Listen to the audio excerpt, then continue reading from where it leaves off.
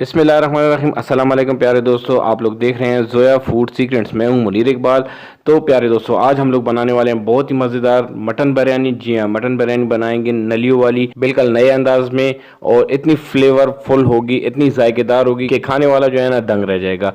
तो वीडियो को आखिर तक देखना है। बहुत सी टिप्स एंड ट्रिक्स हैं आज की वीडियो में। और आज की जो हम मटन बिरयानी बना रहे हैं वो इतनी फास्ट और जल्दी बनाएंगे, शायद ही आज से पहले यूट्यूब पे किसी ने बताया। अगर चैनल पे नए हैं तो प्लीज़ चैनल को सब्सक्राइब करें। चलिए वीडियो स्टार्ट करते हैं। बिस्मिल्लाहिर्रहमानिर्रहीम। यहाँ पे 1 किलो मैंने मटन लिया है। मटन डालने के बाद जो बिरयानी के ख़ास मसालेजात है वो हम लोगों ने सारे डाले थे। ये आपको पता है कि शॉर्ट वीडियो इसमें मुकम्मल नहीं बता सकता हूँ। अगर वीडियो को मुकम्मल देखना है तो प्लीज़ चैनल पे जाइए।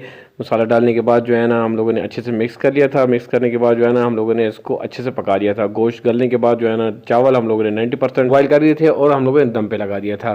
तो मज़ीद अच्छी अच्छी वीडियोज़ के लिए प्लीज़ चैनल को सब्सक्राइब करिए। Thank you. अल्लाह हाफिज़।